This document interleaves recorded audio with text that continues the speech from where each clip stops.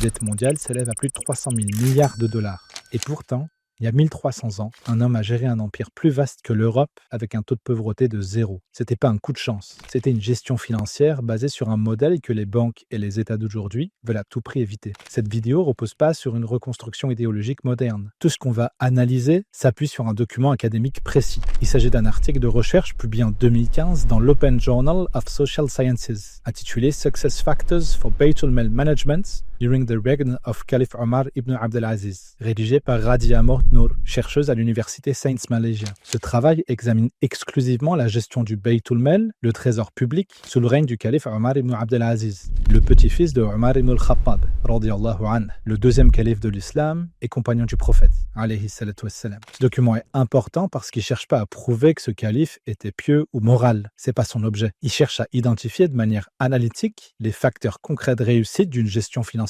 publique sur un territoire immense, multiethnique et économiquement complexe. L'article isole 6 leviers précis qui ont permis de passer d'un système corrompu à une prospérité telle que les citoyens du califat ne trouvaient plus aucun pauvre à qui donner l'aumône. Et tout ça en seulement 30 mois. On va pas parler de miracle, on va parler de mécanisme. Ce que tu vas tirer de cette vidéo est simple. Comprendre comment une gestion financière fondée sur les principes de la finance islamique a permis de résoudre des problèmes structurels profonds. Pour comprendre l'ampleur des réformes économiques de Omar, il faut d'abord regarder la carte du monde en l'an 717. On est au cœur de la dynastie omeyyade. C'est une époque où le califat était devenu la plus grande puissance de la planète. En l'an 717, les frontières de cet empire s'étendent des confins de la Chine à l'est jusqu'à l'Espagne et au sud de la France à l'ouest. C'est un territoire qui englobe l'Afrique du Nord, le Moyen-Orient, l'Asie centrale et une partie de l'Europe. Gouverner un tel espace est un cauchemar logistique et financier. Les tensions internes sont à leur comble et la corruption commence à gangréner les provinces les plus éloignées. Et c'est dans ce chaos qu'apparaît Omar ibn Abdelaziz, qu'on appelle aussi le 5e calife bien guidé. Du côté de son père, il appartient à la famille régnante des Marwanides, une branche du clan des Omeyyades. Mais c'est son lignage maternel qui va forger son destin. Sa mère, Layla, est la petite-fille de Omar ibn al-Khattab, par son fils Asim. Il est d'ailleurs rapporté de Omar ibn al-Khattab par plusieurs historiens qu'il avait eu la vision d'un de ses descendants. Il décrit un homme issu de sa lignée, portant une cicatrice sur le visage qui remplira la terre de justice. C'est une parole rapportée dans un cadre historique,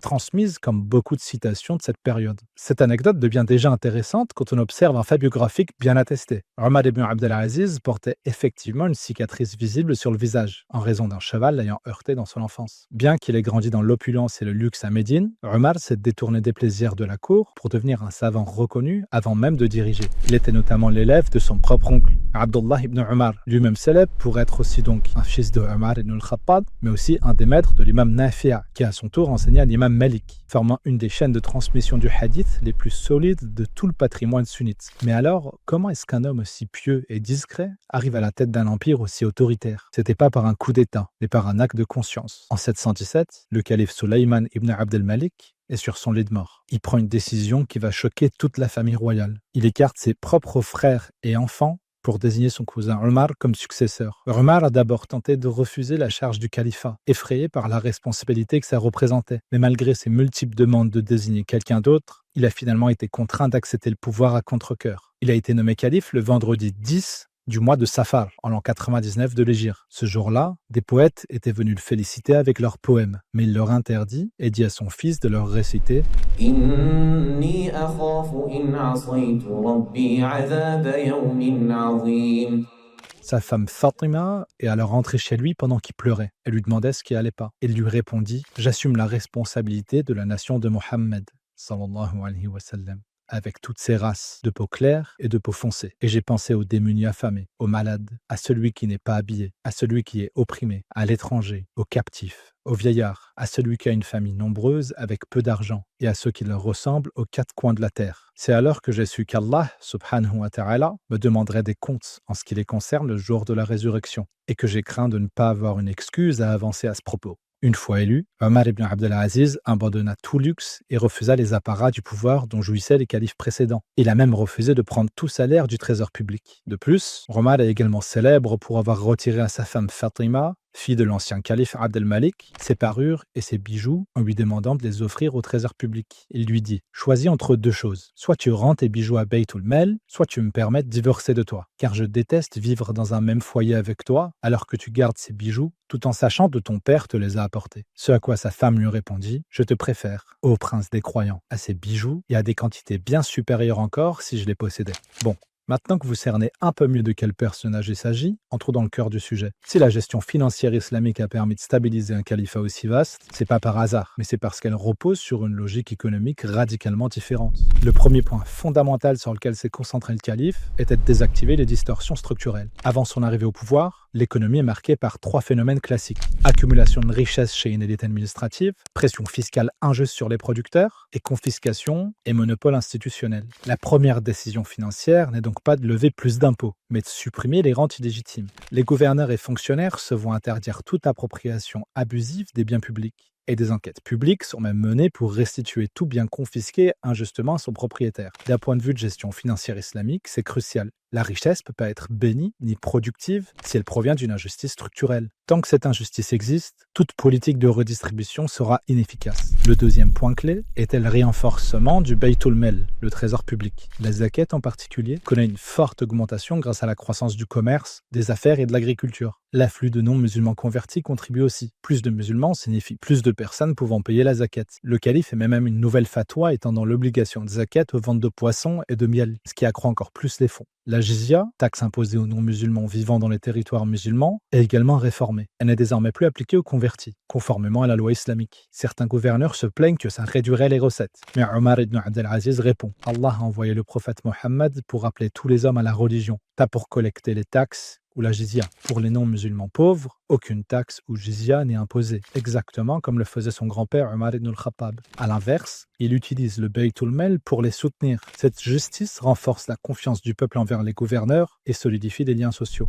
Selon l'étude, le troisième pilier du succès de Omar a été un plan de relance massif du secteur privé. Regardez ce qui se passe quand on retire les taxes injustes. Dès que Omar a supprimé les impôts déraisonnables hérités du passé, le prix des produits agricoles a chuté. Mais paradoxalement, ça n'a pas appauvri l'État. Au contraire, la baisse des prix a fait exploser la demande, rendant le commerce plus dynamique que jamais. Mais Omar ne s'est pas arrêté là. Il a ordonné à ses gouverneurs de transformer les routes commerciales en véritables autoroutes sécurisées. Il a fait construire des relais d'étape, des maisons de transit où les marchands pouvaient loger gratuitement pendant 24 heures, et même plus s'ils étaient malades. Et voilà la mesure la plus radicale. Le Baytul Mal, le trésor public, agissait comme une véritable assurance tout risque. Si un marchand musulman perdait ses biens, s'il était volé ou s'il subissait une catastrophe naturelle, l'État garantissait ses pertes. Pourquoi faire ça? Parce que cette sécurité absolue a motivé les commerçants à prendre des risques. Pour les nouveaux entrepreneurs, si vous faisiez banqueroute, le Trésor payait vos dettes pour que vous baissiez pas les bras. Pour l'équité, Omar a imposé une standardisation stricte des poids et mesures au niveau national. Et il a formellement interdit aux gouverneurs et aux membres de la famille royale de faire du business. Pourquoi? Pour éviter qu'ils utilisent leur pouvoir pour manipuler les prix du marché à leur avantage. Le quatrième pilier était l'agriculture. Et là encore, Omar ibn Abd el-Aziz a brisé les règles établies pour favoriser la production plutôt que la rente. La première mesure radicale était la fin de la spéculation. Omar a interdit l'achat et la vente de terres sous contrat de bail, parce qu'il considérait que ce système n'était pas conforme à l'éthique et qu'il emprisonnait les paysans dans des dettes sans fin. Le deuxième levier était l'allègement fiscal massif. Avant lui, les paysans étaient écrasés par tellement de taxes qu'ils préféraient abandonner leurs terres ou les vendre plutôt que de payer des amendes. On voyait même des gens refuser d'être propriétaires pour fuir la pression fiscale. Omar a tranché. Il a purement et simplement éliminé ces taxes étouffantes. Son objectif était de stimuler immédiatement la reprise des cultures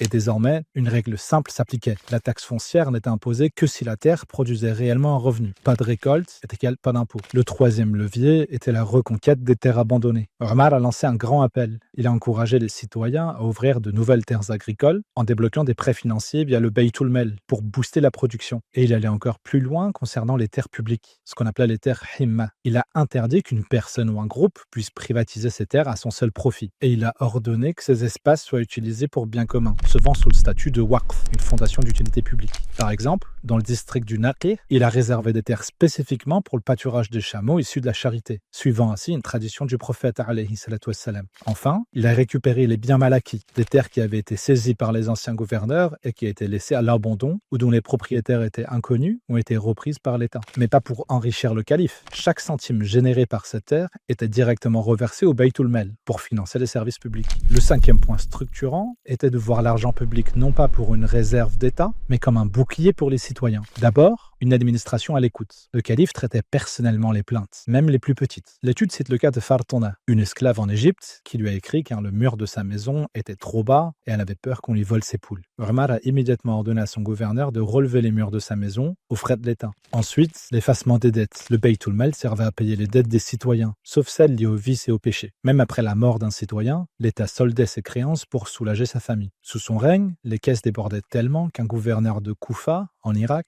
lui a demandé quoi faire de tout cet argent. La réponse de Omar était de payer les dettes des soldats et financer les dots de mariage de tous ceux qui n'ont pas les moyens de se marier. Et enfin, une protection sociale totale. Omar a mis en place ce qui ressemble à un système d'assistance universelle. Chaque personne paralysée ou gravement malade recevait un serviteur payé par l'État. Chaque personne aveugle recevait un guide pour l'aider dans ses déplacements. Même les prisonniers étaient traités avec dignité. Il a interdit de les enchaîner de façon à gêner la prière et a imposé que l'État leur fournisse des vêtements adaptés aux saisons. Pour rappel, on était à peine au début du Moyen-Âge. Et enfin, le sixième et dernier pilier des réformes reposait sur un principe sacré, la séparation absolue entre l'argent de l'État et l'argent privé. L'exemple le plus célèbre est celui de ces deux lampes. Quand il travaillait sur les dossiers du califat, il utilisait une bougie payée par le trésor. Mais dès qu'il passait à une affaire personnelle, il l'éteignait pour allumer sa propre bougie, achetée avec son argent personnel. Cette rigueur, il l'imposait à tous ses gouverneurs. Il a écrit au gouverneur de Médine pour lui interdire d'utiliser les bougies de l'État pour s'éclairer lors de ses sorties nocturnes privées. Il a même ordonné à un autre responsable, Sulayman, de surveiller la consommation de papier et d'éviter tout gaspillage inutile. Pourquoi un tel niveau de détail? Parce que pour Omar, chaque centime gaspillé dans l'administration était un centime volé aux pauvres. En éradiquant l'extravagance et le gaspillage au sommet, il a pu garantir que chaque pièce du Baytul Mal finisse là où elle était vraiment utile,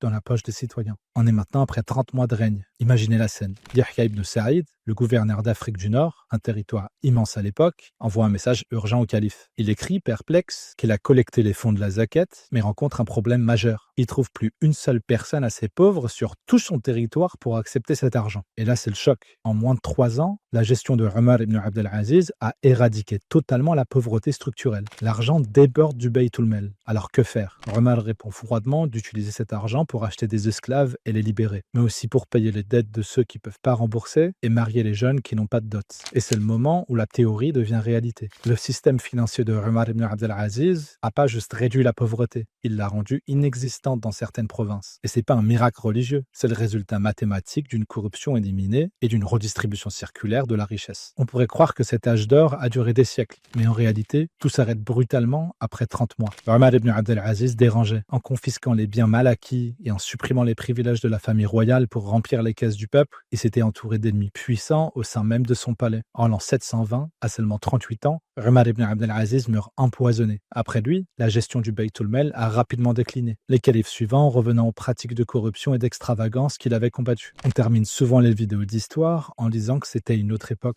Mais le document de l'Université des sciences de Malaisie a conclu sur une note très différente. L'auteur affirme que n'importe quelle institution moderne, qu'il s'agisse d'une banque centrale, la Banque mondiale ou d'un ministère des Finances, pour obtenir des résultats similaires si elle adoptait ces 6 facteurs de succès. Sur son lit de mort, il a refusé de prendre des médicaments, conscient que son heure était venue. Cette dernière parole aurait été la récitation du verset تلك الدار الآخرة نجعلها للذين لا يريدون علوا في الأرض ولا فسادا والعاقبة للمتقين